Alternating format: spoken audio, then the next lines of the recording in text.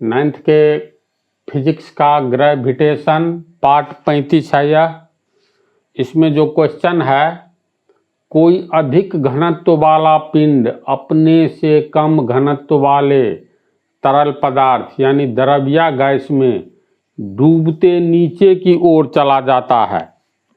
अब जैसे मान लो हम लोग पानी में, ये मान लो बाल्टी है, इसमें पानी भरा हुआ है, तो एक लोहे से बनी हुई कोई सुई ले लेते हैं या मान लो शीशे की एक छोटी सी गोली ले लेते हैं, तो ये गोली पानी में गिरने पर सीधे नीचे की ओर डूब जाएगी, तैरता नहीं है बल्कि पूर्ण रूप से डूब जाता है। पानी में लोहे से बना हुआ सुई डूब जाता है, जबकि लकड़ी से बनी बड़ी बड़ी नावें नहीं डूबती है। ये सब बातें हैं ना सामान्य जीवन में। तो इस तरह से जब हम लोग सामान्य जीवन की घटनाएं देखते हैं, ये पार्ट 35 नहीं पार्ट 36 होगा ये, तो लोहे की सुई पानी में डूब जाता है, जबकि लकड़ी का नाव पानी में नहीं डूबता है, तैरता है।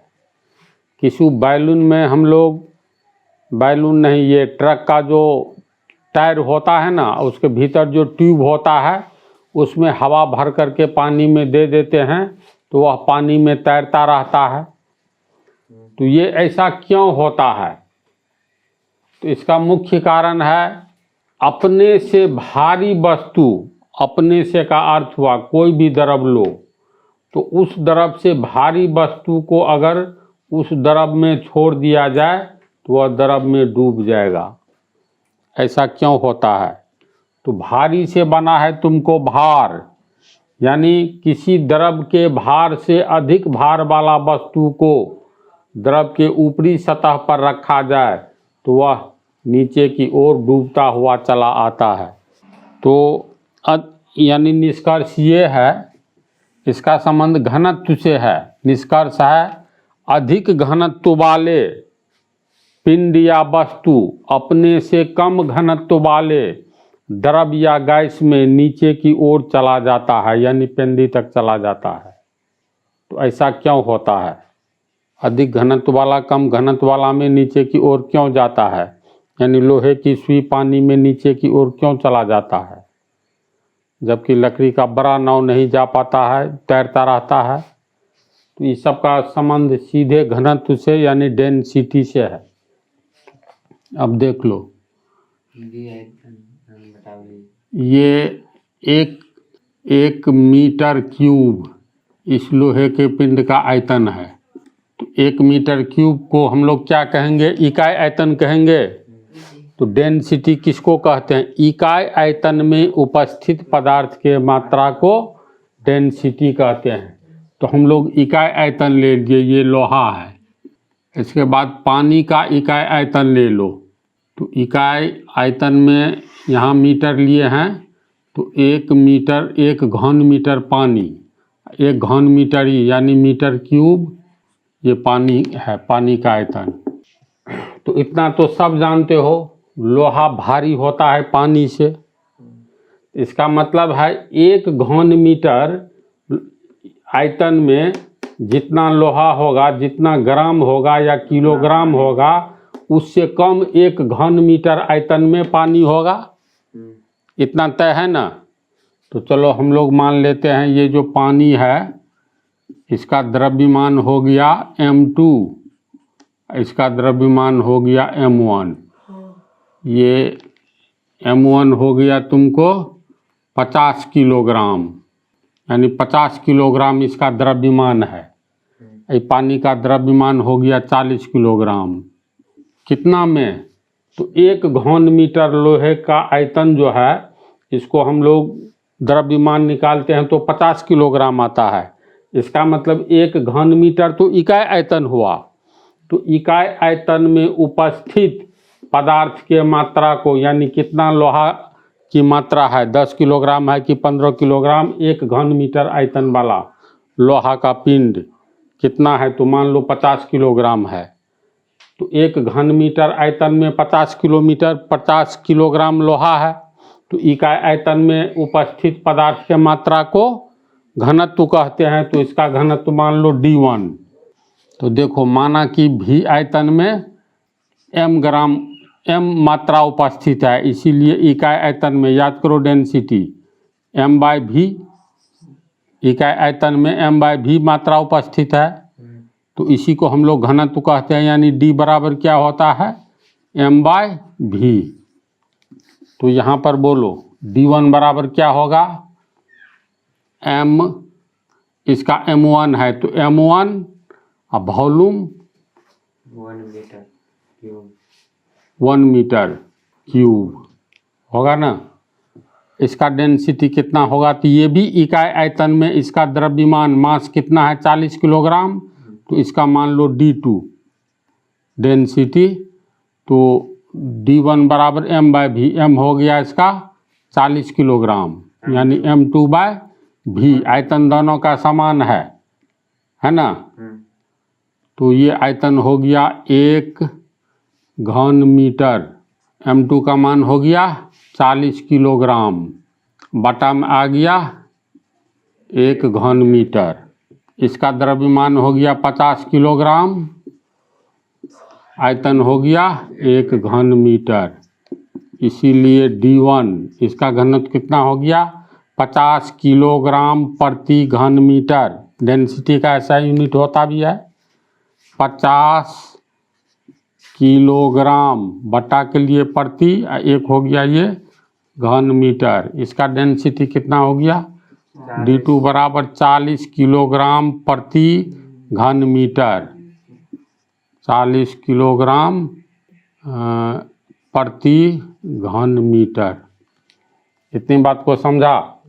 अब जैसे मान लो ये हम लोग किसी पानी में, मान लो बर्तन में पानी ले लिए, तालाब में, झील में, समुद्र में कहीं भी प्रयोग किया जा सकता है।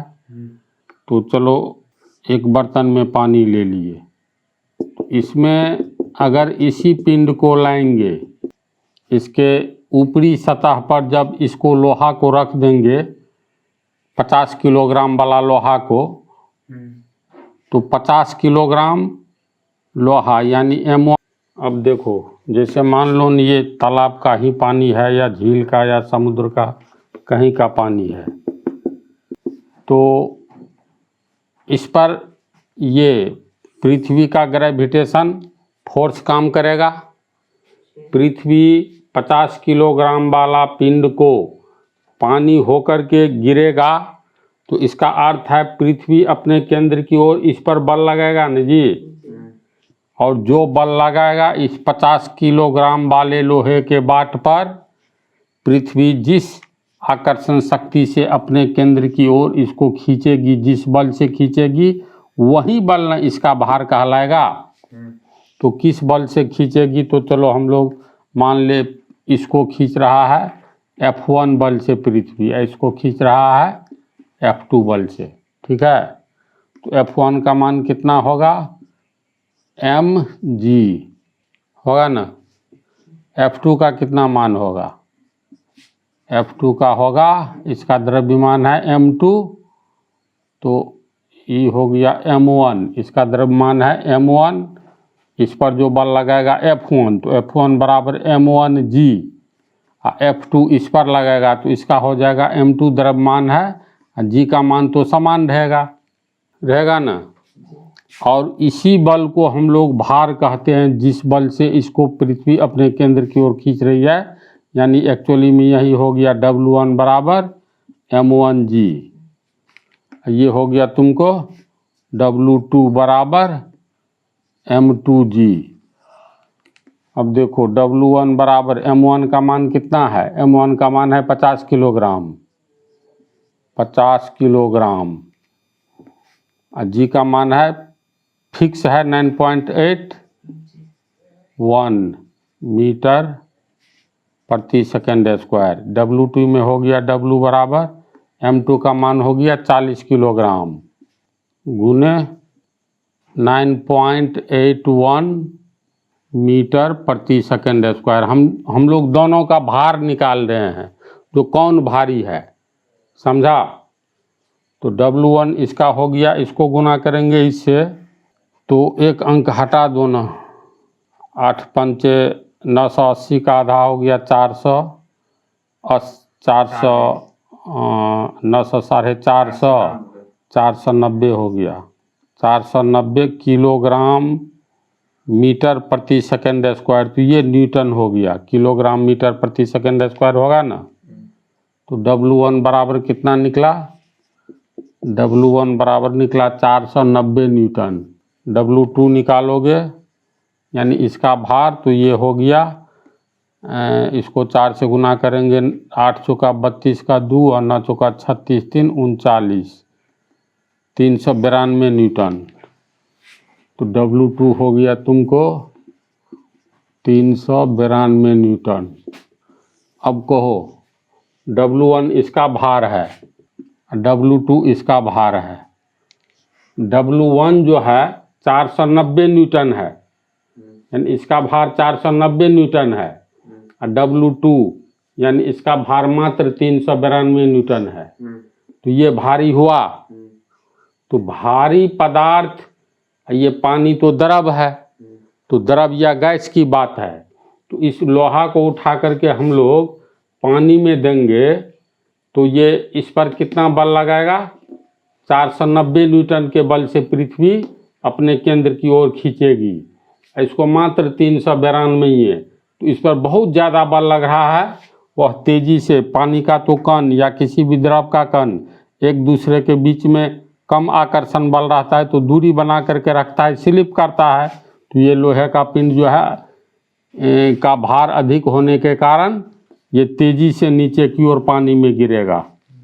तो यहाँ हम लोग देख रहे हैं इसका भार अधिक है, इसका भार कम है, यानी D1 देखो 50 किलोग्राम प्रति घन मीटर इसका है चैल से। तो घनत्व भी इसका अधिक है, अधिक घनत्व के चलते ये अधिक भारी है। घनत्व का मतलब इसके इकाई आयतन में देखो 50 किलोग्राम है, पानी के इकाई आयतन में मात्र 40 किलोग्राम है। तो इसका मतलब अधिक घनत्व है, इसीलिए इसका कम घनत्व है, तो अधिक घनत्व वाला अधिक भारी होता है, ये निकल गया है। और कम घनत्व वाला कम भारी होता है। तो इसका अर्थ ये हुआ, किसी भी वस्तु का अगर घनत्व किसी द्रव या गैस के घनत्व से अधिक होगा तो वह वस्तु उस द्रव या घनत्व में नीचे की ओर सतह तक, पेंदी तक चला जाएगा, यानी डूब जाएगा। इतना क्लियर हो गया।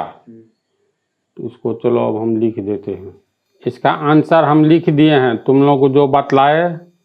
तो क्वेश्चन पर ध्यान दो, कोई अधिक घनत्व वाला पिंड अपने से कम घनत्व वाले तरल पदार्थ यानी द्रव या गैस में डूबते हुए नीचे की ओर चला जाता है।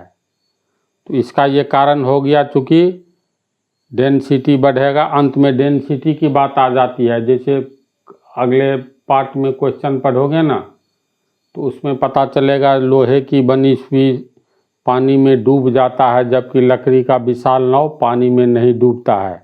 तो इसका के लाइन में आंसर होगा, लोहे का घनत्व लकड़ी के घनत्व से ज़्यादा होता है, इसलिए मतलब ये लोहे की सुई पानी में डूब जाती है, जबकि लकड़ी का घनत्व पानी से कम होने के कारण वह तैरता रहता है। तो अधिक घनत्व होने पर क्यों नीचे की ओर डूबता है, क्योंकि उसका भार बढ़ जाएगा।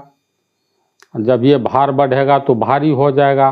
तो कोई भी भारी पदार्थ अपने से हल्के पदार्थ पर के सतह पर रखा जाए, शर्त है ये द्रव होना चाहिए या गैस, ठोस नहीं, ठोस पर तो टिक जाएगा। तो द्रव या गैस से अगर किसी पदार्थ का घनत्व ज़्यादा है तो इसका मतलब उसका भार भी ज़्यादा होगा। ज़्यादा भार होगा तो ज़्यादा भारी होगा, ज़्यादा भारी होगा तो द्रव सब में क्या है, इसके कणों के बीच की दूरी अधिक होती है, इंटरमोलिकुलर स्पेस। और पानी के कण हो या किसी भी द्रव के कण एक दूसरे पर छिछलता है, इसलिए न पानी को नीचे गिराते हैं तो फैल जाता है एक दूसरे पर स्लिप करते हुए, तो जिसके कारण पानी पर या किसी द्रव पर हम लोग कोई अधिक घनत्व, उससे अधिक घनत्व वाला वस्तु को रखेंगे तो अंतर आणविक स्पेस भी ज़्यादा है, एक दूसरे पर फिसलने की भी आदत है, तो स्वतः नीचे की ओर इसको जाने में आसानी होगी और तेज़ गति से वह नीचे की ओर आ जाएगा। तो निष्कर्ष में है, अधिक घनत्व वाले वस्तु अपने से कम घनत्व वाले द्रव या गैस में डूबता चला जाता है। तो इसको समझ गया, और ये क्वेश्चन को अगले पार्ट में रहने दो, बहुत इंटरेस्टेड क्वेश्चन है, आधा घंटा का है।